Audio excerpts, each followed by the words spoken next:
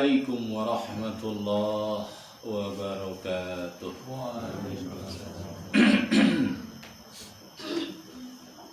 Innal hamdalillah nahmaduhu wa nasta'inuhu wa nastaghfiruh wa na'udzu billahi min sururi anfusina wa min sayyiati a'malina.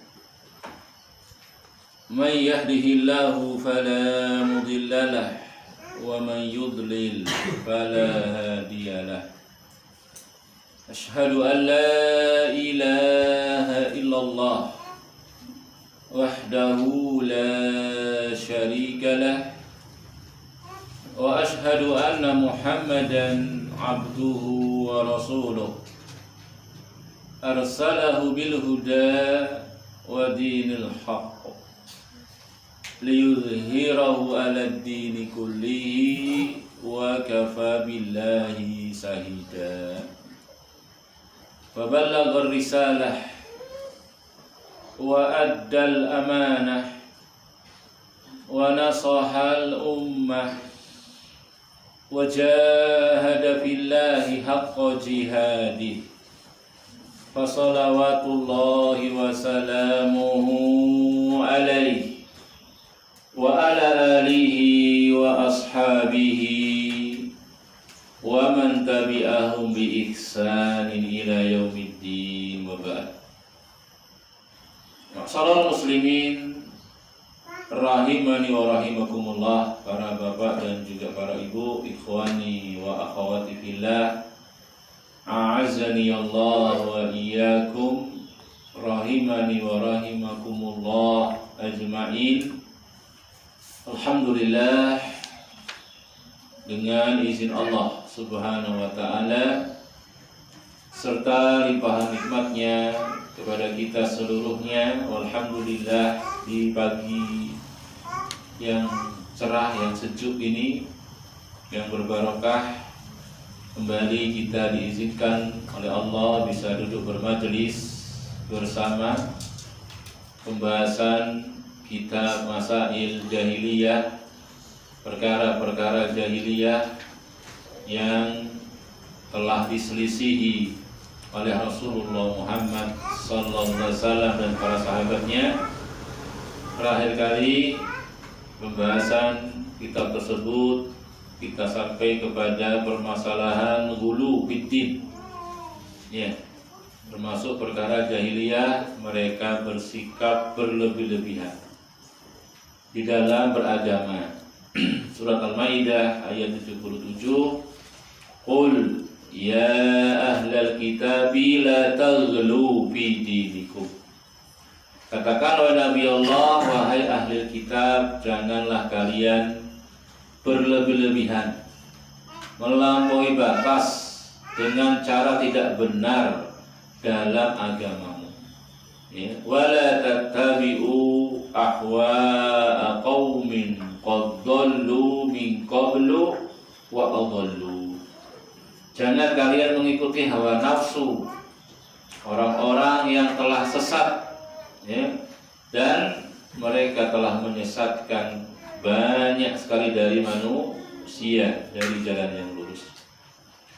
Alhamdulillah, sudah kita selesaikan pembahasan yang ada dalam kitabnya, ya, dari bentuk ghulu fiddin, ya, diantaranya yang paling parahnya ghulu kepada orang-orang soleh sampai menjadikannya tandingan-tandingan bagi Allah dalam ibadah, bahkan dalam rububiyah, ya, meyakini ada makhluk yang memiliki kekhususan Allah dalam masalah rububiyah. Ini paling parahnya, ya, meyakini bisa menurunkan hujan, bisa datangkan manfaat, bisa nolak mudarat dengan sendirinya tanpa izin Allah. Ini tahu yang gaib. Ini betul-betul ghulu. Dan awal mula kesyirikan di alam dunia ini kisah pada kaum Nabi Nuh sudah sering kita sampaikan, juga berawal mula dari ghulu. Lamma ghalau fis salihin, dalam kitab Kasbus Subhat disebutkan tak kala kaum Nabi Nuh bersikap berlebihan kepada orang-orang solehnya, yaitu Wadda wa Suwa'a wa Ya'uqa wa Yahusa wa Ya'uqa wa Nasra. Ya. Kemudian sudah kita tambahkan juga penjelasan-penjelasan yang lain sebatas kita ngerti, sebatas kita dapatkan dari artikel-artikel, dari ceramah-ceramah ustaz kita, sudah kita tambahkan ya tentang istilah-istilah lain dari hulu. Ya. Ada istilah tanattu, ya, jangan tanattu, dan juga sama maknanya jangan hulu, jangan ekstrim. Ya, halakal mutanatti'un. Rasul mengatakan binasa orang yang ekstrim, yang tanattu. Demikian pula ada istilah tasaddud. Ada istilah tasaddud, ya, la tusaddidu ala anfusikum. Jangan kalian memberat-beratkan diri-diri kalian. Ya. Pesan Rasulullah sallallahu alaihi wasallam, fa yusaddidu Allahu alaikum, akhirnya Allah beratkan sekalian. Seperti orang-orang Nasrani, ya, ibadah rahbaniyah, kerahiban yang mereka ada-adakan yang nggak pernah Allah wajibkan, ya, hidup membujang, hidup menyepi, menyendiri, uzlah, meninggalkan manusia. Ini generasi fitrah, ya. Nggak nikah, nggak kawin, hidup membujang, tabatul, kemudian khusus ibadah saja. Ini termasuk contoh penyebutan adalah tasaddud, memberat-beratkan diri yang dilarang pada Rasulullah sallallahu alaihi wasallam. Inna dina yusrun, sungguhnya agama itu mudah, ya. Wala yusada dina ila ghalabah. Gak ada seorang yang memberat-beratkan diri pasti akan kalah. Pasti akan kalah. Perkara yang hukumnya sunnah ya sunnah, jangan diwajib-wajibkan kepada diri kita. Yang mubah ya mubah, jangan diharamkan oleh diri kita. Gak kuat kita gak akan mampu. Ya, gak kuat kita gak akan mampu. Agama ini mudah, ya, cuma kadang kita yang bikin berat. Gak wajib selamatan segala. Sekali utang akhirnya akan nyolong sekian hari habis sekian juta. Orang itu di rumah makan nggak mikir apa itu. Yang kena musibah ini susah, tinggal kepala rumah tangganya, pulang punggungnya sudah meninggal, malah suruh. Kalau enggak kadang dicemooh, disikirkan di masyarakat. Nah, ini subhanallah. Sikap berlebih. Gak ada syariatnya, ya, gak ada sunnahnya, bahkan ada sih sunnah. Iya, orang tapi mayit, kumpul di keluarga ahli mayit, gitu, membuat makanan tuh yang hadir. Para sahabat dulu mengitunya termasuk meratapi mayit. Demikian pula ada istilah i'tida wala ta'tadu, ya. Wa qatilu fi sabilillahi alladziina yuqatilunakum wa la ta'tadu. Perangilah orang-orang yang merangi kalian, ya. Wa la ta'tadu, jangan melampaui batas. Dalam perang jihad yang syar'i ada aturannya. Enggak boleh bunuh anak-anak, enggak boleh bunuh perempuan, enggak boleh bunuh orang yang pincang, orang yang buta, enggak boleh bunuh ahli-ahli ibadah, mereka yang dikuil-kuil, enggak boleh dibunuh. Membunuhnya sikap melampaui batas. Karena yang diperangi yang memerangi. Wa qatilu fi sabilillah alladziina yuqatilunakum. Yang memerangi kali ada aturannya dalam Islam jadi. Bahkan membunuh orang kafir belum tentu jihad. Jangan salah paham. Ya, Nabi Musa bunuh orang kafir dalam kisah dua orang yang berkelahi yang dia jumpai. Hada min si'atihi wa hada min aduwi. Yang satu dari kelompoknya, dari Bani Israel, yang satu dari musuhnya, pengikutnya Fir'aun. Fastaghasahu alladhi min si'atihi Alalladzi min aduwi, yang dari kelompoknya minta tolong, ya, dibantu untuk mengalahkan musuhnya. Ya, Nabi Musa ya apa ya, refleks bantu gitu ya, temannya diperangi dengan berkelahi, dibantu, ditinju musuhnya, mati loh ditinju, tinju mati. Bahwa kalau Musa faqadha alaihi, apa kata Musa? Hada min amalis syaitan. Membunuh ini orang kafir yang dibunuh, pengikutnya Fir'aun yang ngaku jadi Tuhan. Ya, hada min amalis syaitan innahu lakum aduwwun mubin. Sampai di hari kiamat di padang mahsyar, manusia mendatangi Nabi Musa minta syafaatnya. Bukan aku orangnya, aku pernah membunuh jiwa yang nggak diperintah untuk dibunuh, sampai dibawa dari kiamat. Orang itu sudah berlepas diri dari sikap tadi, sudah istighfar, sudah taubat. Ya, ketika manusia pada masa mendatanginya minta syafaat, ya, agar segera diistirahatkan, menunggu lama, belum diputuskan perkaranya. Nabi Musa berwudu, nafsi, diriku sendiri. Waduh, hari ini Rabbmu telah marah dengan kemarin yang belum pernah marah sebelumnya, dan tidak akan lagi marah setelahnya. Aku pernah membunuh jiwa yang nggak diperintahkan untuk dibunuh. Orang kafir itu, subhanallah. Jadi ada aturannya, nggak sembrono. Ya, dikit-dikit bom. Bahkan yang mati orang Muslim juga. Ini ayat tidak melampaui batas, masuk dalam istilah gulu. Jadi gulu banyak istilahnya. Ada tidak, gitu. Nggak boleh melampaui batas. Sampai kemarin kita kisahkan Ibunda Aisyah. Ketika ada orang Yahudi mengucapkan salam kepada Rasulullah, itu kan dipresetin, bukan assalamualaikum tapi assalamualaikum. Kayaknya mengucapkan salam, padahal mengucapkan apa nih? Kebalikannya, bukan doa keselamatan, tapi doa kebinasaan. Asam itu kehancuran, kebinasaan, racun. Ya, itu banyak. Aisyah dengar, dibalas sama Aisyah. Ya, waalaikumsalam wa ghadaballah wa la'natullah, tambahin gitu. Ya, kamu juga binasa, kamu juga dilaknat, dimarah sama orang gitu. Rasul malah apa? Malah marah. Padahal Aisyah ini marah belain Rasul. Gak boleh begitu Aisyah. Kenapa? Melampaui batas. Ya Rasul, apa kamu gak dengar apa yang mereka ucapkan? Mereka itu gak mengucapkan salam, mereka itu bilangnya assalamualaikum, bukan assalamualaikum. Semoga kebaikan atasmu. Kata Rasul, aku sudah dengar, aku sudah jawab. Aku jawab alaikum. Nah, kamu juga. Nah, selesai. Adil dong. Doakan jelek, nggak perlu ngomong jeleknya. Kamu juga alaikum, selesai. Ya, kalau ingin membalas, balas yang semisal. Nggak boleh melampaui batas. Subhanallah. Itu agama Islam. Ya, istilah yang lainnya takalluf. Yang takalluf juga sama dengan gulu. Kul ma as'alukum alaihi min ajr wa ma ana minal mutakallifin.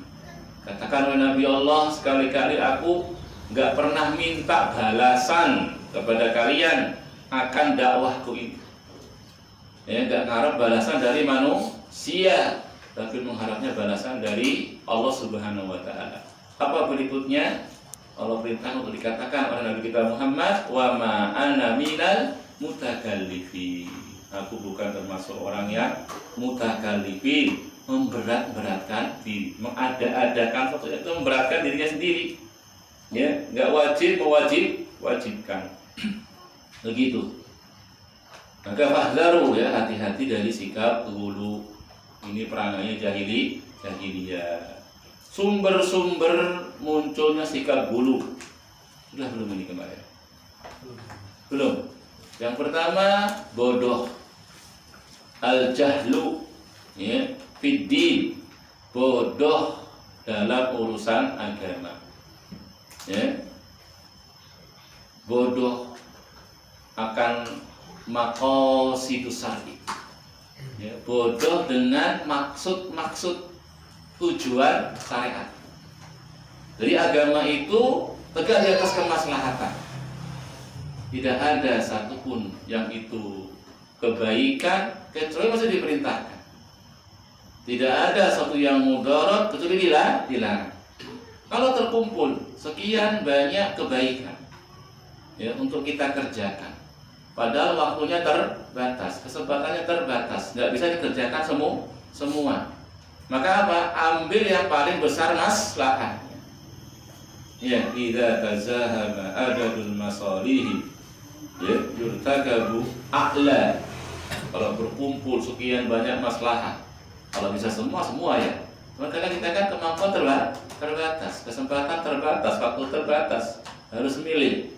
Tidak bisa semua dikerjakan. Ambil yang paling besar masalahnya.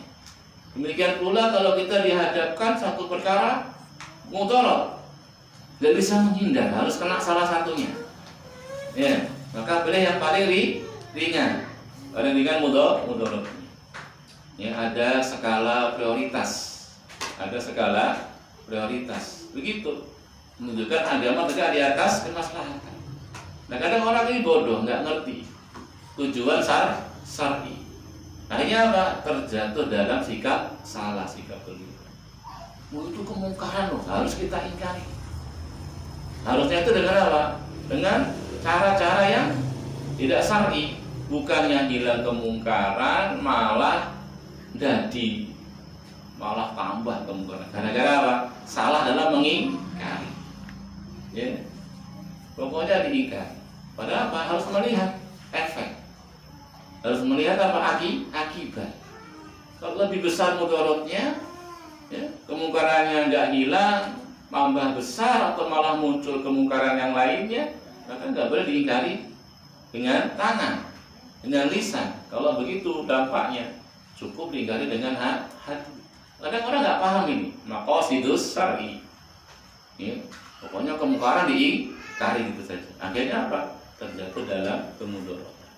Orang minum khamr, langsung marah-marah, caci maki.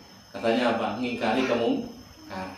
Ngamuk yang minum khamr kan. Tapi orang masih minum khamr. Dipukul orang tadi, mungkin dibunuh sekalian, diambil hartanya. Ini kan apa? Mudaratnya lebih besar.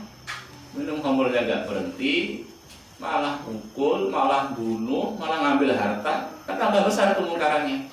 Kadang orang nggak paham, ya, nggak lihat. Ya, pemerintah tauhid lah, ambil barang jihad katanya. Loh, kamu tuh gak hitung kamu tuh siapa? Kok sekampung kayak gitu semua kan? Sekali datangkan satu pasukan habis langsung itu kampung. Senjatanya cuma apa? Bambu runcing. Pemerintahnya tauhid. Ini subhanallah berlebihan. Ya, nggak boleh. Ya, bodoh. Atau bodoh ya dengan kaidah-kaidah syar'i. Ya, nggak ngerti kaidah-kaidah syar'i. Ya, bodohlah sumber kerusakan. Tidak ada satupun kerusakan kalau kita lihat sumbernya adalah kebodohan. Ini. Kemudian juga munculnya hulu adalah apa? Taklid. Sikap taklid. Taklid juga kan karena bodoh ya. Pada sisi yang lainnya. Ikut-ikutan, membebek, ya, membiu. Ini juga apa? Memunculkan sikap berlebihan, ya, mengikuti secara membabi buta adat istiadat manusia, ya, yang ada di masyarakatnya, di lingkungannya, dengan tanpa mengukur dengan syariat Islam, dengan tanpa mengukur dengan aturan-aturan Islam. Akhirnya apa? Muncul sikap bulu, ya, berlebihan mensikapi adat istiadat. Ya, Islam itu nggak selalu mengingkari adat istiadat. Jangan juga salah paham. Ya, kalau emang adat istiadatnya bagus, nggak bertentangan, nggak masalah. Ya, tidak ada masalah. Tapi kalau bertentangan, ya kita kedepankan syariat, bukan adat istiadat. Ya, Nabi Yusuf bilang apa? Wattaba'tu millata abai. Aku ngikuti agama nenek moyangku, bapak-bapakku. Siapa lagi bapaknya? Ibrahim bapaknya, Ishak. Ya. Nabi. Nah kalau kita ikuti bapak moyang kita, nenek moyang kita, Pak, pelaut, atau animisme, dinamisme. Nenek moyang kita kan Hindu Buddha dulu ya awalnya. Ya kacau. Jadi gak selamanya ngikuti bapak nenek moyang itu jelek. Tadi kalau sesuai dengan saya gak masalah. Tapi ini termasuk apa sebab munculnya sikap guru. Tadi sih mas, udah bertahun-tahun. Kalau kamu nggak setuju, minggat aja dari sini. Diusir jauh orang itu. Di sini sejak tahun 70 mas. Ya kayak gini beragam ini. Kalau nggak bisa seperti ini ya nggak usah tinggal di sini. Bahkan bukan cuma itu diusir, masjidnya mau digusur dan seterusnya. Ini sikap-sikap guru berlebihan. Karena apa? Taklid. Ya, demikian pula ittibaul hawa. Ya, mengekor kepada hawa nafsu. Inna nafsa la'amaratum bisu. Sesungguhnya hawa nafsu mengajaknya ya kepada kejelekan. Ya, cuman akal dan perasaan. Ya, yang jadi patokan akal dan perasaan. Bukan syariat, bukan dalil, bukan wahyu. Ya. Sehingga apa? Kadang bersifat atau mensikapi liar kepada aturan-aturan syar'i. Ya. Apa masuk akal? Pakai akalnya sayang ini. Akalnya saya dipakai. Masa cuma lewat mata kaki masuk akal? Ini hati-hati. Nuduh orang gulu, dia sendiri ya gulu. Ya. Jangan berlebihan. Ya. Kemudian juga penyebab sifat gulu, terjadinya gulu adalah bersandar pada hadis-hadis yang lemah. Ya, hadis-hadis yang palsu bahkan ya. Berapa banyak kita lihat di masyarakat kita ya, beramal, ibadah, ritual dipegangi, dilazimi, bahkan dibela-belain. Ternyata apa? Sandarnya hadis yang dhaif, bahkan hadis yang palsu. Ya, makanya kita hendaknya berhati-hati dan terus mengintrospeksi diri akan amal-amal ibadah kita sudahkah memiliki landasan yang sahih. Ya, ingat sudah pernah kita sampaikan di sini, dalam beramal ibadah tidak cukup ya, bahkan nggak cukup dalilnya sahih. Dalil-dalilnya sahih. Ya, Quran mungkin kan, masa ayat Quran dhaif? Kan nggak ada ayat Quran dhaif. Atau hadis jelas Bukhari Muslim mungkin sahih. Ini belum cukup. Harus apa? Harus benar juga sisi pendalilannya, istidlal. Ya, jadi dalil harus sahih. Kemudian apa? Istidlal. Sisi pendalilannya juga harus benar, harus sahih. Ya, nggak boleh sembarangan. Ya, ada orang sering kita contohkan, sebagian saya sering mencontohkan, masuk masjid 1, 2, 3 masuk masjid rombongan. Yuk, sholat tahiyatul masjid berjamaah. Boleh enggak? Sholat tahiyatul jamaah.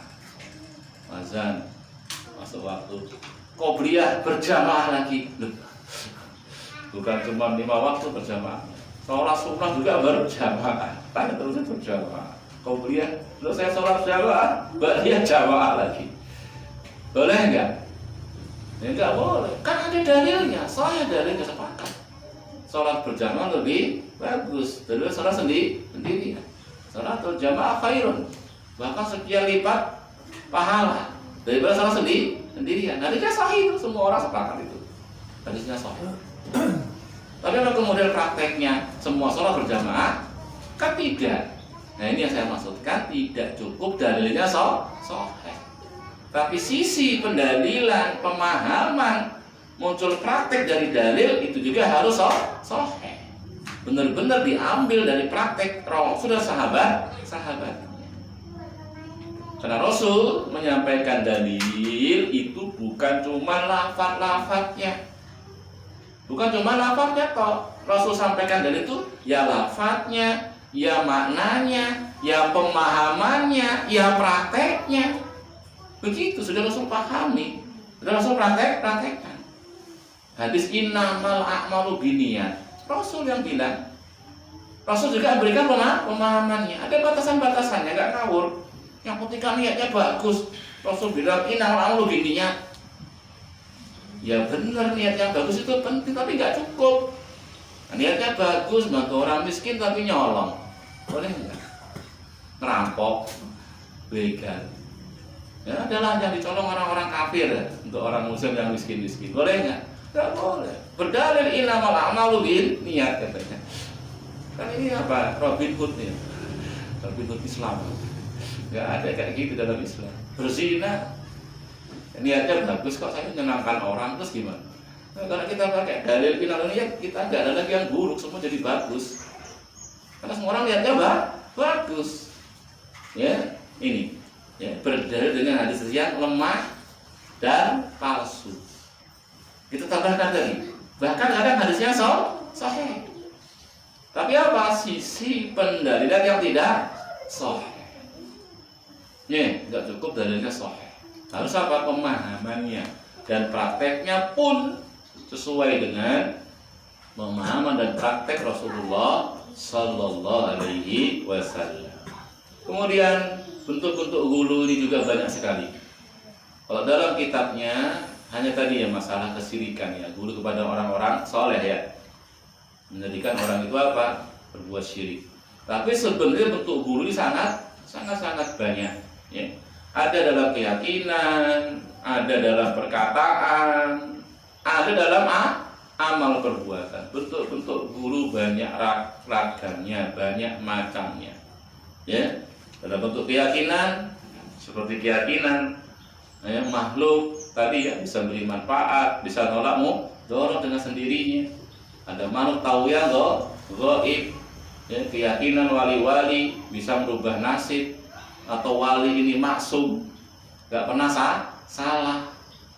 Orang gila jadikan wali, ya nggak pakai baju, nggak apa-apa, dia mah sudah tingkatan tinggi. Dari mana ajaran kayak gini? Ya, ini hulu dalam apa? Keyakinan seorang itu begini, dan itu apa? Berseberangan. Seperti orang-orang Syiah kepada ahli bait. Ya, imam-imamnya yang maksum itu, keturunannya Ali, bahkan sampai menuhankan Ali. Ya, itu contoh dalam gulu dalam keyakinan. Demikian pula dalam ucapan, puji-pujian, ya, qasidah-qasidahan, doa-doa, zikir-zikir, ya, yang biasanya ada pada torekoh sufiyah. Ya, lebih-lebih ya, kalau lamanya 6.666 kali. Kadang lafaz-lafaznya bukan dari sunnah, hasil mimpi. Kiai ini hasil mimpi. Hasil mimpi jadi dalil. Kadang-kadang bohong, mimpi bertemu Rasul. Emang tahu pernah lihat Rasul? Ngerti sifat Rasul? Nggak ngerti. Orangnya pakai jubah kok, pakai sorban, pakai jubah itu Rasulullah. Nggak harus. Dilihat dulu. Begitu. Rambutnya putih semua lah, bukan Rasul rambut putih semua. Rasul nggak putih semua rambutnya, cuma sedikit. Sebelumnya sedikit, ada berapa helai. Gitu. Orangnya mancung, Rasul nggak mancung cung. Orangnya ini perlu dicocokkan dulu. Sudah cocok juga tetap diukur ya dengan sunnah. Karena Quran dan sunnah itu ukuran sampai hari kiamat. Ya, nggak ada yang boleh ngisi. Orang pintar kayak apa nggak bisa. Ini muncul zikir, muncul wirid. Yang itu apa? Berlebihan. Di waktu-waktu tertentu, kadang-kadang ya di tempat-tempat tertentu, wirid ini, zikir ini. Sampai mau jima aja itu loh, banyak benar zikirnya. Nyium ini, zikirnya ini, nyium bagian ini, zikirnya ini, subhanallah. Nggak jadi jiwa akhirnya. Susah saya mau jiwa itu. Ikuti kamu, banyak doanya nggak hafal lah ya. Udah nggak usah doa akhirnya susah, beratkan diri. Mau mandi, wudhu, tiap basuhan ada doanya. Basuh muka ada doanya, tangan ada doanya, kaki ada doanya. Hanya orang susah nak wudhu, agama berat betul. Itu subhanallah. Dari mana ini? Zikir, wirid bid'ah. Tiap tawaf Kalau pertama doanya ini, kalau kedua doanya, nggak ada itu, nggak ada, bebas. Silahkan berdoa, berzikir, baca Quran, sholawat, boleh. Nggak ada ketentuannya. Ya, manfaatkan. Nggak boleh dikhusus-khususkan. Ya, sa'i, ya, nanti mau nanjak doanya ini, sampai puncak doanya ini, sampai tengah-tengah. Ini nggak ada ketentuan seperti ini. Kalau ada dalilnya boleh, tapi kalau nggak ada dalilnya nggak boleh menentukan sendiri. Zikir-zikir beda-beda tertentu, di hari-hari tertentu, malam-malam tertentu, ini nggak boleh. Ya, apalagi perbuatan, seperti yang kemarin kita bahas. Rasul contohkan melempar jamrah dengan apa? Hasad. Hasad itu kerikil kecil, seujung-ujung jari. Oh, dia pakai batu besar, pakai sandal, bukan pakai payung katanya. Subhanallah. Kayak melempar setan, karena dalam sejarahnya katanya Ibrahim mau nyembelih Ismail itu digoda sama setan. Setan dilempari batu. Jadi ketika melempar dengan wajah yang seram, bengis, setan loh dilempari jamrah. Ini semuanya bentuk hulu. Kadang batunya udah disiapkan jauh-jauh hari, udah dicuci dulu, bahkan di asma segala mungkin sebagiannya apa-apa di asma. Ini hulu berlebihan. Yang memberatkan di diri. Ya, akibat apa? Bentuknya perbuatan. Sholat, puasa, seperti para sahabat ya, sebagiannya dulu sama Rasul ketika datang, biasanya Rasul menanyakan kepada Rasul apa? Mau puasa tiap hari. Puasa tiap hari bukan sunnah, nggak bagus. Nggak dapat pahala. Ya, malam sholat malam, ya, nggak pernah tidur. Ya, ini semuanya apa? Bentuk-bentuk dulu dalam perbuatan. Ini virus, ya, virus dulu sangat berbahaya dan hampir terjangkiti semuanya. Tidak ada jalan keluar kecuali apa? Berdoa kepada Allah. Yang pertama, minta agar kita terlepas, ya, bisa terhindar dari sikap hulu, sikap berlebih-lebihan. Kemudian banyak-banyak belajar ilmu, ya, ilmu, sehingga kita bisa menempatkan suatu pada tempatnya. Ya, ilmu ini sangat penting. Kemudian jangan malu bertanya. Jangan malu bertanya kepada ahlinya. Karena kadang-kadang kita malu bertanya, salah mensikapi. Ya, salah mensikapi, salah menghukum, memvonis, memandang seseorang. Dikiranya dia sudah dulu, padahal jadi nggak dulu di atas sunnah. Itu kadang-kadang orang kebalik. Yang mengikuti sunnah dibilang ekstrim malah, dibilang intoleran. Ya, yang beragama ya yang biasa-biasa aja lah, nggak usah berlebih-lebihan. Ya, apa beragama yang biasa nggak ngaji, biasa nggak sholat, biasa nggak wudu, nggak mandi, nggak puasa, masa kayak gitu biasa-biasa. Itu bukan agamanya Rasul. Orang rajin sholat dibilang bulu, ya, nutup aurat dibilang bulu. Apa itu? Kayak pakai cadar, budaya orang Arab.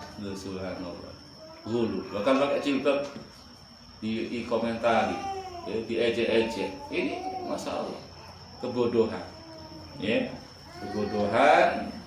Ya, tidak mau belajar, tidak mau bertanya. Mulutnya di depan, ngomongnya di belakang.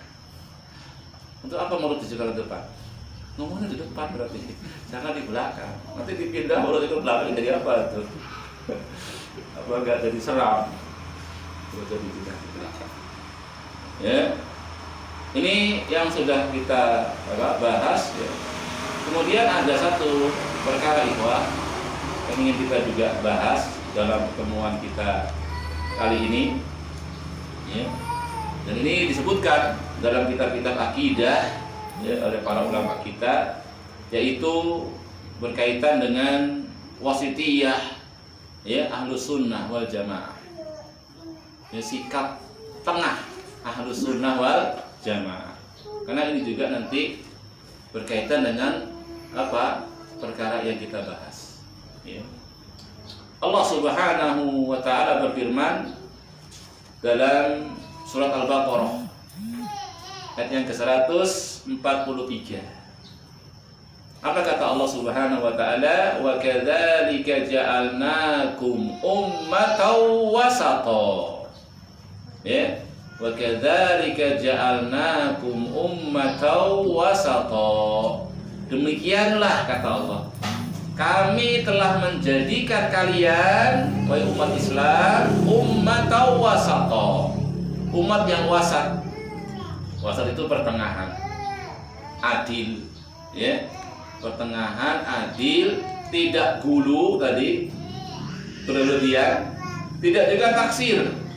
Taksir lawannya gulu, meremehkan.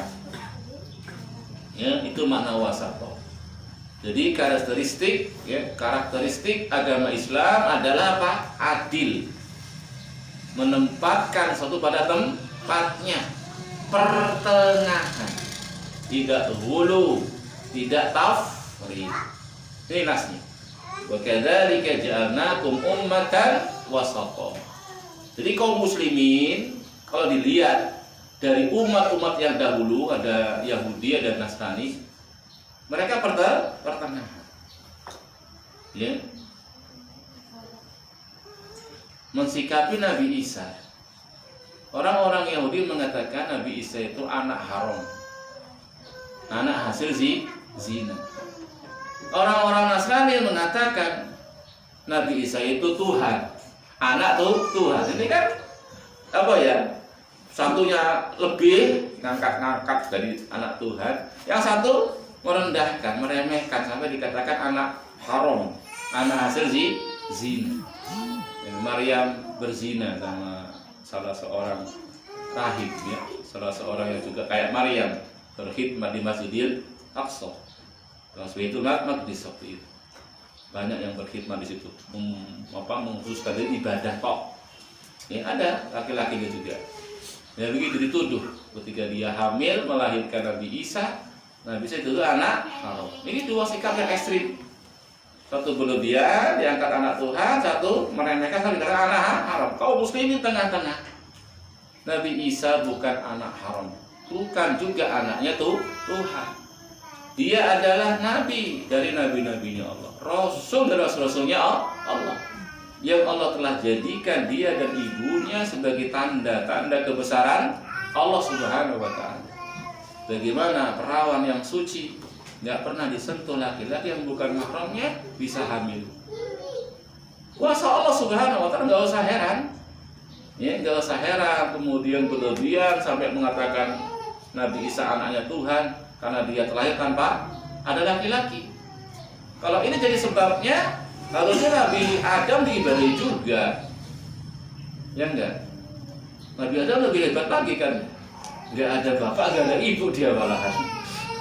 Kalau Nabi Isa itu loh ada ibunya, ada yang tempat dia dulu di rahim ibunya. Nabi Adam, kalau Nabi Isa diibadahi, dijadikan anak Tuhan hanya karena nggak ada laki-laki yang menyentuh mereka atau hamil, itu ajaib diibadahi. Kalau Nabi Adam diibadahi lebih lagi, lebih ajaib lagi Nabi Adam.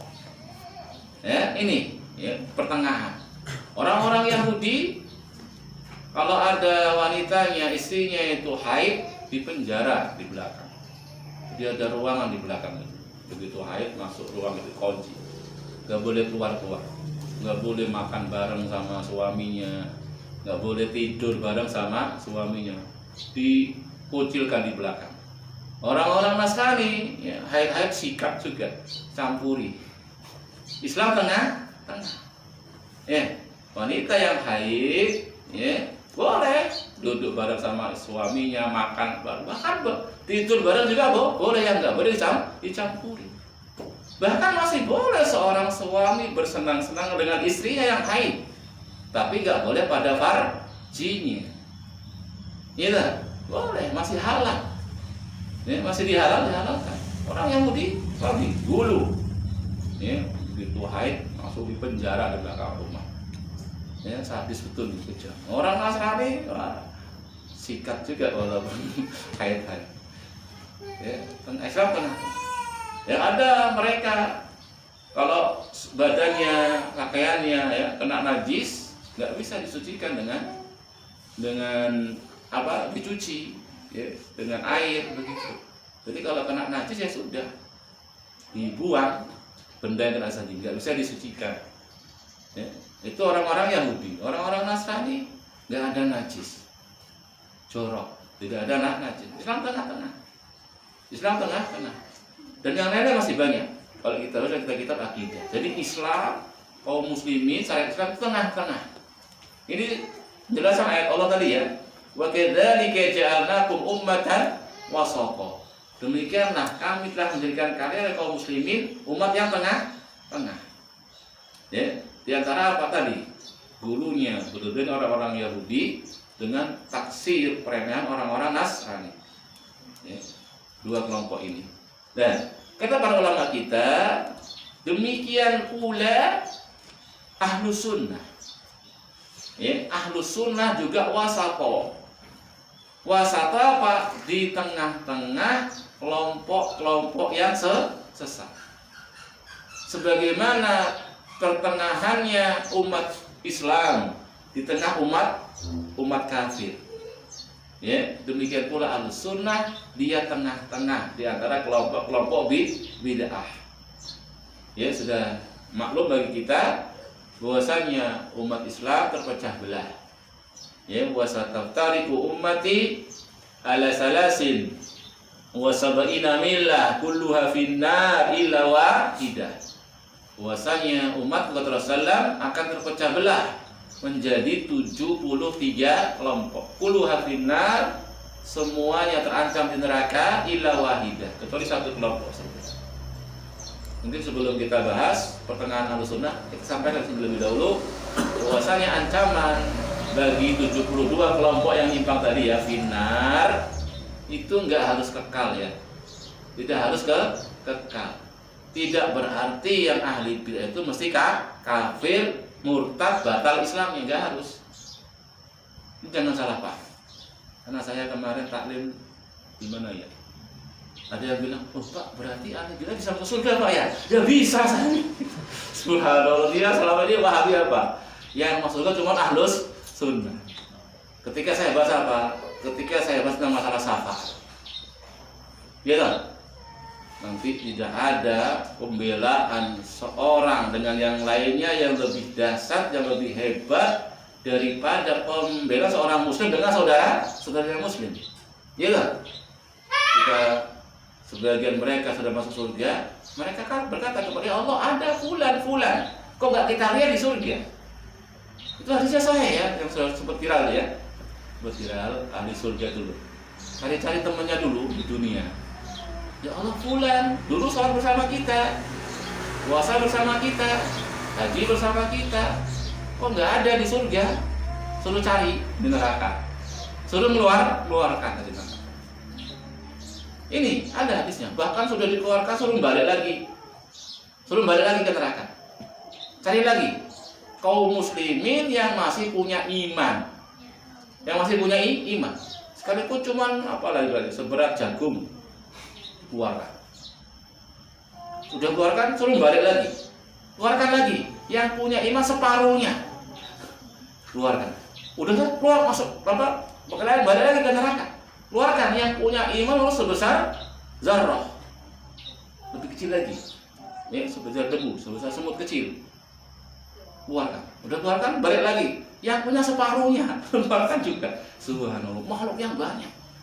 Sampai dikisahkan dari hadisnya, itu sahabatnya para nabi, itu sahabatnya malaikat, itu sahabatnya orang-orang soleh, sahabatnya syuhada. Tinggal yang belum arhamur rahimin, yang belum memberi sahabat apa? Arhamur rahimin, itu Allah Subhanahu wa ta'ala. Maka dijelaskan apa? Allah ambil dari neraka satu cakupan dengan tangannya.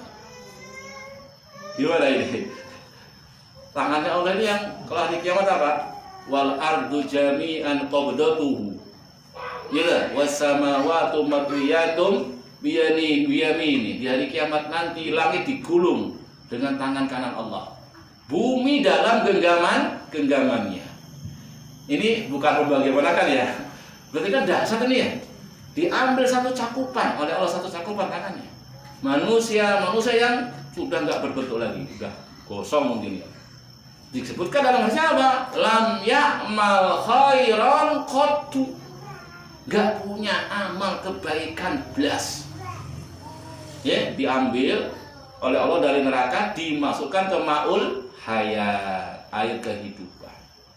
Begitu masuk ke situ, tumbuh lagi jasadnya, sempurna lagi, bahkan dikatakan seperti mutiara mereka, bersih lagi. Kemudian Allah masukkan ke dalam surga. Bagimu 2 kali lipat yang kamu lihat. Dikasih stempel utaqaulillah, orang-orang yang dimerdekakan oleh Allah dari neraka. Terus saya taklim, dia bilang, Pak, berarti kita bisa masuk surga Pak ya? Ya bisa, saya bilang gitu. Selama bid'ahnya nggak sampai membuat dia kafir. Kan Nabi itu bertingkat-tingkat. Bid'ahnya Nawa itu dengan bid'ahnya mungkin yang qasidahan bilang Nabi ini sifat-sifatnya sifat Allah, ya beda kan? Tingkatan bid'ahnya beda. Gitu. Bertingkat-tingkat. Ada bid'ah yang mengkafirkan pelakunya karena sudah masuk batal Islam. Gitu. Ada bid'ah yang tidak sampai mengkafirkan. Nah, ancaman di sini orang-orang yang dikatakan puluh finna illa wahida itu jangan dipahami mesti kekal di neraka. Bisa jadi sebagaimana dosa-dosa besar, pelaku dosa besar kaum muslimin, bid'ahnya nggak sampai kafir tapi gak Allah ampuni, diadab dulu di neraka, untuk kemudian kalau sudah selesai, sudah setimpal ini dosanya dengan hukumannya, diangkat dengan syafaat-syafaatnya orang-orang yang memberikan syafaat yang sudah diizinkan oleh Allah Subhanahu wa Ta'ala. Ini jangan salah paham. Karena ternyata ya, sudah ngaji lama juga loh itu. Dan ini kan guru ya. Guru dalam pemahaman. Yang masuk surga cuma ahlus sunnah. Jadi kalau dia katakan ahli bid'ah tapi nggak sampai kafir, apa nggak masuk surga? Masuk surga juga akhirnya kan. Walaupun tadi diancam neraka dulu. Tapi ini pembahasan jangan dipahami berarti nggak apa-apa lah bid'ah-bid'ah, yang penting jangan sampai bid'ah yang mengkafirkan. Nggak begitu pembahasannya. Gitu. Ya, la yadkhulul jannah illa nafsul muslimah. Tidak ada yang masuk surga kecuali jiwa yang muslim. Nah, seorang masih disebut muslim walaupun pelaku dosa besar, gitu? Masih muslim bisa jadi lemah iman tapi dia kan ahli bid'ah sekalipun lemah iman masih masuk surga walaupun tadi saya di neraka dulu. Tapi kan ada yang kekal, ada yang tidak kekal di neraka. Baik. Dari ahlu sunnah wal jamaah juga tengah-tengah.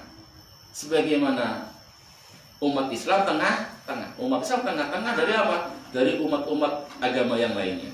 Tadi contohnya. Nah, sedemikian pula ahlu sunnah. Kalau kita belajar akidah ahlu sunnah, akan dilihat para ulama apa? Bagaimana wasitiyah ahlus sunnah.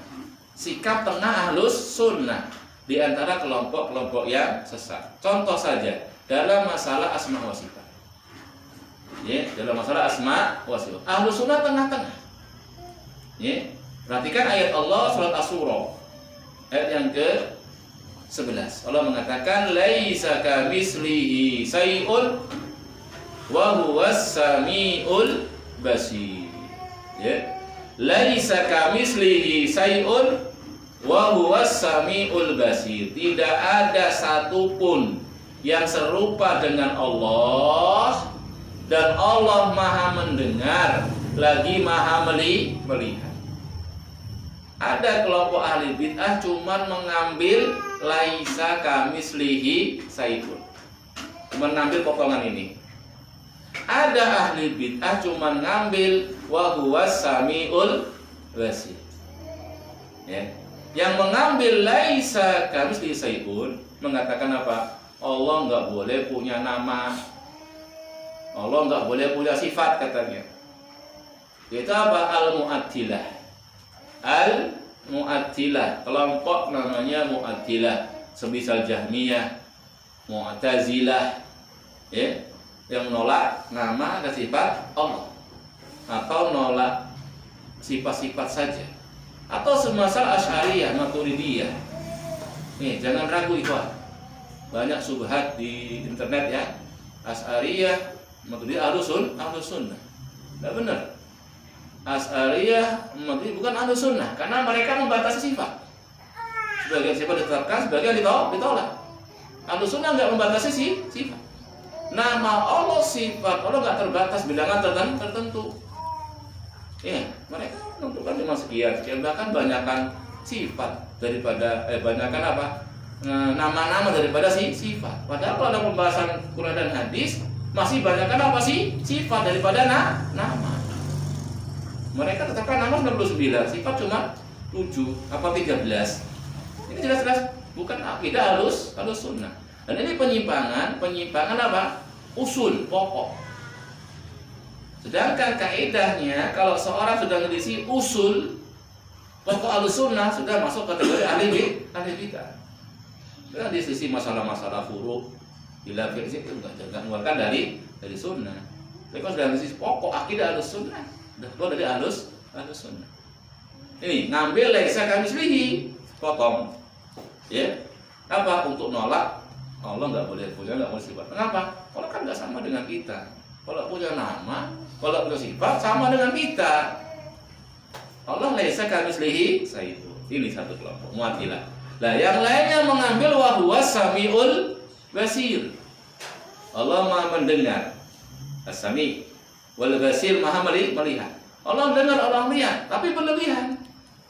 Allah dengar, Allah lihat, kayak kita dengar, kayak kita lihat. Nah, ini. Letakkan disertai apa? Penyerupaan. Ahlussunnah tengah-tengah. Ahlussunnah menetapkan nama, menetapkan sifat, tapi tidak merupakan dengan makhluk. Bisa dipahami ini? Pertengahannya Ahlussunnah. Yang satu nolak, ya, laisa kamitslihi. Ahlussunnah menetapkan. Yang satunya menetapkan, tapi berlebihan. Menetapkan disertai apa? Penyerupaan. Ahlussunnah enggak. Menetapkan tidak disertai penyerupaan. Isbat bila tasbih atau bila tamsil. Ahlussunnah menetapkan dengan tanpa tamsil. Ini tengah-tengah. Ahlussunnah tengah-tengah antara kelompok Mu'atzilah dan Musabbihah. Begitu tengah-tengah. Yang nolak sama yang menetapkan tapi merupakan dengan makhluk. Ini. Kemudian ikhwani fiddin rahimani wa rahimakumullah, dalam masalah takdir. Dalam masalah takdir, Ahlussunnah juga tengah-tengah. Ya, antara dua kelompok. Ada kelompok yang hulu, berlebihan menetapkan masyiahnya Allah. Ya. Hulu dalam menetapkan masyiahnya Allah. Ya, Ahlussunnah meyakini segala sesuatu terjadi dengan masyiahnya Allah. Masya Allahu kana wa man lam yasha lam yakun. Apa yang Allah kehendaki terjadi pasti terjadi. Dan apa yang tidak Allah kehendaki tidak akan terjadi. Itu akidah Ahlussunnah. Nah, mereka hulu menetapkan ini masyiahnya Allah. Bagaimana bentuk hulunya? Bentuk hulunya makhluk gak punya masyiah. Ya, makhluk gak punya pilihan. Makhluk gak punya kehendak. Inilah yang namanya kelompok Jabariyah. Ya, kelompok Jabariyah. Ya, menetapkan takdir tapi berlebihan. Makhluk gak punya pilihan. Makhluk gak punya kehendak. Makhluk itu kayak wayang. Wayang kan gak ada pilihan. Makhluk itu kayak mayit di hadapan tukang mandinya. Gak punya pilihan. Ini hulu. Ya, ini berlebihan. Dalam apa? Dalam menetapkan masyiahnya Allah. Ahlussunnah menetapkan masyiahnya Allah. Semua dengan masyiahnya Allah terjadi. Cuman gak menafikan makhluk punya pilihan. Makhluk punya kehendak. Sekalipun dalam akidah Ahlussunnah, pilihan makhluk, kehendak makhluk dalam masyiahnya Allah, di bawah masyiahnya Allah. Tapi kita punya pilihan, kita punya kehendak, dan itu kita rasakan. Ya, kita rasakan. Antum datang ke sini apa dia maksa-maksa? Ya, antum mau duduk, mau berbaring, mau senyum, mau geleng, mau manggut-manggut, gak ada maksa-maksa gitu. Ya, walaupun kita yakini, harus kita yakini, yang kita lakukan tadi apa? Dengan masyiahnya Allah, dengan kehendaknya Allah. Begitu. Ini satu kelompok. Hulu, letakkan masyiahnya Allah. Semua takdir, kita nggak punya pilih, kita nggak punya kehendak. Nah yang satunya lagi, hulu letakkan masyiahnya makhluk. Nggak ada takdir, kata dia gitu malah. Nih saya mau jalan, mau mundur, mau maju, kehendak saya mana takdir, nggak ada. Dia bilang begitu. Ini juga hulu, Ahlussunnah tengah-tengah. Ahlussunnah tengah-tengah. Kita punya pilihan, kita punya kehendak. Ya, tapi apa? Ahlussunnah meyakini pilihan kita, kehendak kita di bawah pilihan dan kehendak Allah. Liman syaa minkum ayyastaqim wa ma tasyauna illa ayyasha Allahu rabbul alamin. At-Takwir 28:29. Surat At-Takwir 28:29. Lihat, perhatikan ayat ini. Liman syaa minkum ayyastaqim. Bagi siapa yang menghendaki istiqomah atau mau tobat, mau istighfar ya, mau hijrah tuh bahasanya sekarang, mau hijrah. Silahkan kata Allah. Di sini apa? Ada penetapan masyiah bagi makhluk. Yang mau tobat, yang mau kembali ke jalan Allah, yang mau istiqomah silahkan. Tapi apa kata Allah? Wa ma tasyauna illa ayyasha Allahu rabbul alamin. Tapi sekali-kali kamu gak akan pernah bisa istiqomah, kamu gak akan pernah bisa istighfar, kamu gak akan pernah bisa bertaubat kecuali kalau Allah menghendaki. Kita punya pilihan, punya kehendak. Gak ada masa-masa kita. Cuman kita harus meyakini itu masyiah, itu kehendak, itu pilihan di bawah masyiah dan kehendaknya Allah. Begitu. Ya, sering tak contohkan, antum dikasih duit Fatimura sama Soekarno-Hatta, pilih yang mana? Pilih Fatimura kemudian takdir Allah gitu? Nggak ada kayak gitu, orang gila atau orang nggak dapat duit. Ya, pilih yang mana? Pilih Fatimura. Takdir Allah saya pilih. Nggak ada kayak gitu. Semua milih Soekarno-Hatta. Antum mau nikah, ada banyak pilihan, ada 4 apa ya? Pilih yang mana? Nih miskin, ini kaya. Ini miskin tapi cantik, ini kaya tapi jelek. Tapi dua-duanya nggak punya agama. Yang ini jelek, miskin, ya nggak punya agama juga malahan. Yang ini sudah kaya, miskin, sudah kaya, cantik, punya agama. Milih yang mana? Milih yang nggak ada agama, nggak punya harta, jelek, takdir gitu, nggak ada kayak gitu. Apa ini? Kita punya pilihan berarti. Cuma kita harus meyakini itu pilihan dengan masyiahnya Allah, dengan takdir Allah. Makanya kita itu kalau sukses nggak bangga diri. Kenapa? Kehendak Allah juga. Kalau gagal ya nggak stres juga, kehendak Allah juga. Saya cuma bekerja berusaha. Itu loh beriman dua takdir. Tapi ada dua kelompok yang sesat tadi. Ahlussunnah tengah dalam masalah wasato. Ya, begitu. Demikian pula dalam masalah al-wa'id. Wa'id itu ancaman-ancaman Allah. Ya, siapa yang berbuat begini finar. Siapa berbuat begini dilaknat, dimurkai, dibenci, bagi dia azab yang pedih. Kan itu ya ancaman-ancaman Allah. Atau enggak terima sholatnya, itu. Atau enggak terima sedekahnya. Ini. Nah, dalam mensikapi ancaman-ancaman Allah ada dua kelompok ahli bid'ah berlebihan. Satunya Khawarij, satunya Murji'ah. Ya, yang satu hulu. Ya. Dikit-dikit fitnah. Salah dikit fitnah. Bahkan tadi apa? Sampai mengkafirkan pelaku dosa besar. Yang satunya hulu berlebihan. Ya, mengatakan apa? Dosa-dosa tidak berpengaruh dalam keimanan. Orang berbuat dosa, amal apa saja nggak pengaruh dengan keimanannya. Karena amal di luar iman. Sebagaimana kata dia, orang beramal soleh bersama kekufurannya. Orang kufur, kafir musyrik beramal soleh. Apa ada pengaruh amal solehnya dengan kufurannya?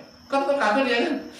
Nggak jadikan dia muslim, dia sholat, dia puasa, tapi dia orang kafir. Nggak syahadat, nggak masuk Islam. Sholat, puasa, sedekah itu kan nggak ada gunanya kan? Masuk Islam dulu, belum masuk gerbangnya udah beramal soleh, gimana itu? Ini dia, pakai akal ya. Dosa, maksiat gak pengaruh dalam keimanan. Sebagaimana taat, amal soleh gak pengaruh dalam kekufuran. Kayaknya kan ilmiah nih kan. Kayaknya benar juga. Padahal itu apa? Hulu, berlebihan. Itu orang-orang Murji'ah. Ya, Allah Maha Pengasih, Allah Maha Penyayang, Maha luas rahmatnya. Dosa maksiat gak masalah. Nanti Allah ampuni. Nanti masuk surga. Ini model-model Murji'ah. Ya. Dia meremehkan ancaman-ancaman Allah. Yang satu berlebihan. Membayangkan Allah itu zat yang serem, pasti menyiksa, ya pasti mengadab. Ini dua-duanya guru. Ahlussunnah tengah-tengah. Ahlussunnah tengah bahwasanya dosa maksiat berpengaruh dalam iman. Minimal apa? Mengurangi imannya lemah. Tapi bisa jadi juga menghilangkan iman, murtad. Ketika dosanya apa? Membatal ke Islam. Ahlussunnah tengah-tengah. Dari kelompok Khawarij, Mu'tazilah dengan kelompok Murji'ah, tengah-tengah. Ahlussunnah. Ini dia ikhwah, ya wasitiyah Ahlussunnah. Demikian pula dalam menggelari, menghukumi seseorang. Memberi nama, ini kafir, ini mukmin. Ini Ahlussunnah juga tengah-tengah. Ya, tengah-tengah. Ya, ada kelompok yang menggelari orang yang hilang, ya, iman, walaupun itu bagian yang kecil, kafir sudah hukumnya. Tadi orang Khawarij. Ada orang-orang Murji'ah, ya, orang berbuat dosa apa saja, beramal apa saja, nggak pengaruh dalam imannya, masih dihukumi apa? Mukmin. Bahkan mukminnya tadi nggak beda, tingkatan imannya nggak beda dengan apa? Yang taat. Imannya Abu Bakar, imannya Jibril sama dengan imannya orang yang fasik ahli maksiat. Kenapa? Dia punya keyakinan amal itu nggak masuk dalam iman, sehingga berbuat amal saja tetap dia beriman, nggak ada pengaruhnya. Ya, ini dua kelompok yang satu menamai kafir, satu namai mukmin. Ahlussunnah tengah-tengah. Pelaku dosa besar, ya mukmin, tapi mukmin yang dhaiful iman, lemah iman. Kalau dosa besar nggak sampai membatalkan keislamannya. Ya. Demikian pula Ahlussunnah tengah-tengah dalam mensikapi sahabat. Ya. Ada dua kelompok yang dulu tadi sudah kita isyaratkan, ada orang-orang Rafidhah, orang-orang Syiah yang mengagung-agungkan ahli bait, kerabatnya Rasulullah SAW yang nggak boleh makan sedekah, disikapi dengan gulu berlebihan sampai tadi ya dituhankan. Ya, ada kelompok Syiah itu tingkatannya apa? Sampai menuhankan sahabat Ali, bahkan masih meyakini ada sebagian mereka masih Ali itu masih hidup, nggak mati, hidup di awan, di langit. Ya. Kata dia petir itu cambuknya atau suaranya gitu. Dulu ada seperti itu. Nah, sebagian kelompok yang lainnya orang-orang Khawarij mengkafirkan para sahabat. Sepeninggalan Rasul cuma sedikit sahabat yang masih beriman. Ya. Orang Syiah ini campur aduk, sebagian dulu, sebagiannya juga meremehkan sahabat. Ahlussunnah tengah-tengah. Mereka mengakui kemuliaan, terutama para sahabat. Cuma nggak menafikan mereka apa? Ada yang terjatuh juga dalam, mereka nggak masuk, ya. Salah istihad. Ya, sebagian juga minum khamar ya, sebagian juga berzina. Manusia, cuma mereka orang-orang yang cepat kembali ke jalan Allah. Ya, cepat dalam istighfar, dalam taubat. Toh mereka salah, mereka keliru, mereka punya kebaikan yang besar dan bisa ngimbangi kesalahan sehingga nggak pantas untuk dibicarakan dengan jelek para sahabat itu. Cuma nggak boleh dulu. Ya, nggak boleh berlebihan mengatakan mereka maksum, bahkan sampai menuhankannya. Ini nggak boleh. Ini juga Ahlussunnah apa? Tengah-tengah. Ya, dalam apa? Mensikapi para sahabat. Baik, wassalamu muslimin rahimani wa rahimakumullah wa a'azzani Allahu wa iyyakum jami'an. Demikian ya tentang masalah hulu. Ya, jadi sebenarnya kalau mau dibahas rinci masih banyak poin-poinnya. Ya, kita sampaikan tadi ya, dari hulu dalam kitab aslinya Al-Jaliyah kepada orang-orang soleh menunda kesyirikan. Ya, kemudian kita luaskan tadi ya istilah-istilah lain dari hulu, nama-namanya dari hulu, kemudian sebab-sebab dari hulu, kemudian solusinya, obatnya, kemudian ini tentang wasitiyah alus sunnah, ya tengah-tengah di antara kelompok ahli bid'ah, sebagaimana wasitiyahnya umat Islam kaum muslimin di antara agama-agama yang ada. Itu pembahasan tentang hulu. Ya. Insya Allah pertemuan akan kita lanjutkan. Ya, masa jadi yang berikutnya insya Allah. Baik, silakan kalau ada yang ingin ditanyakan sebelum kita tutup.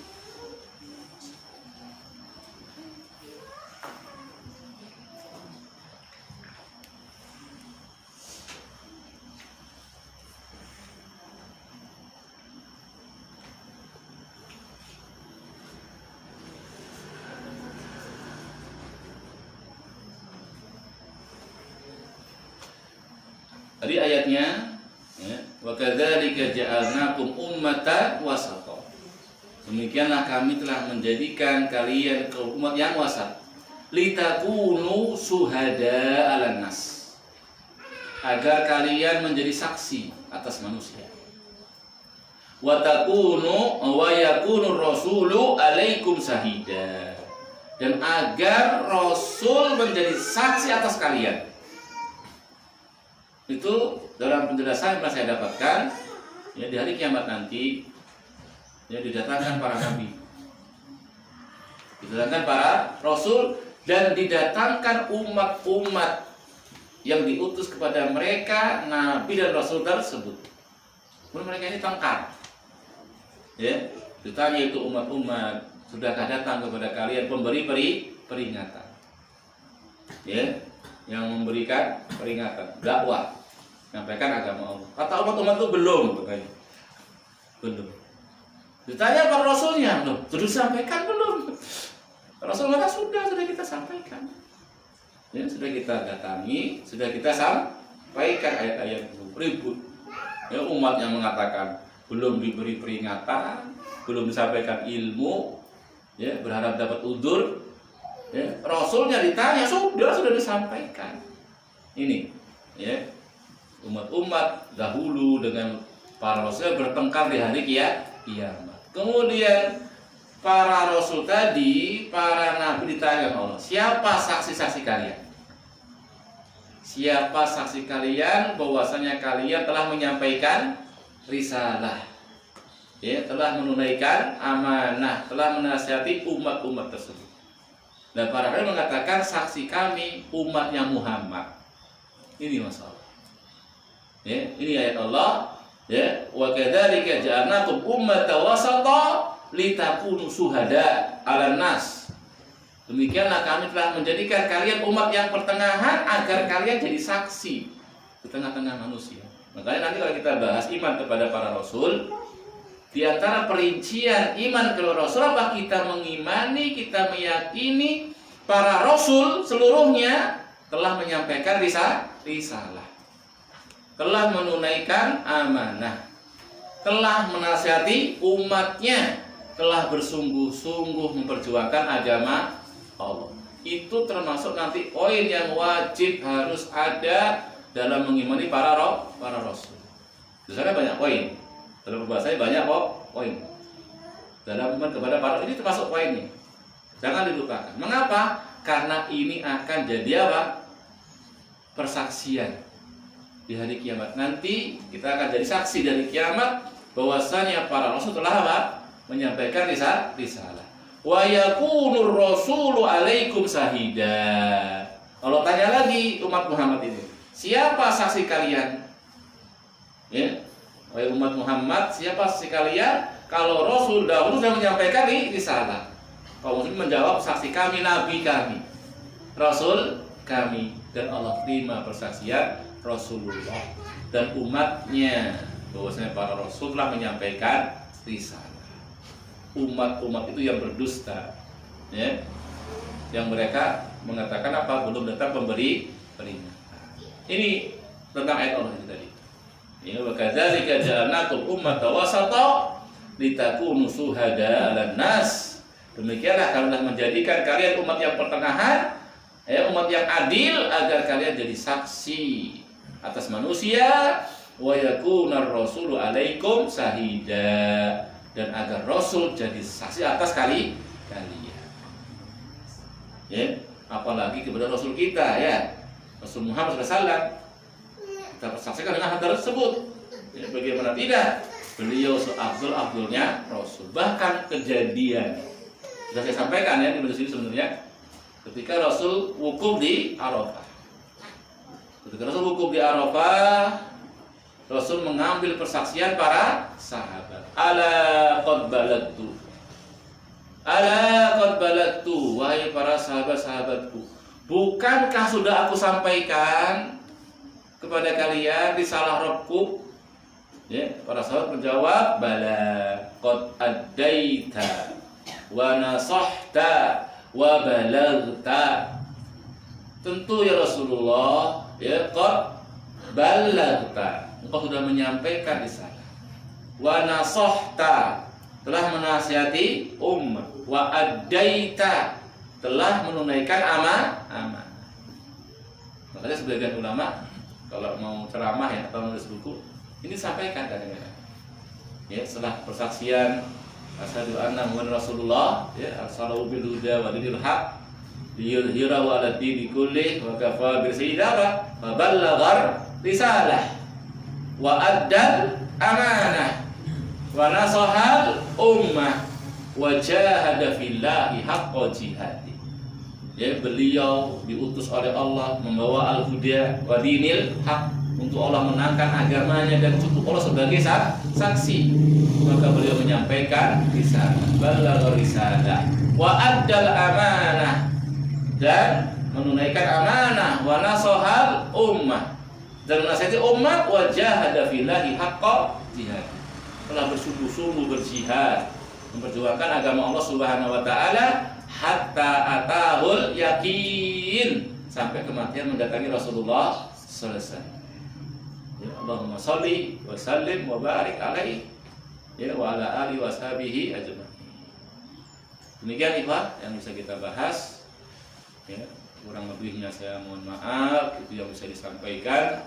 Subhanakallahumma wa bihamdika asyhadu an la ilaha illa anta astaghfiruka wa atubu ilaik.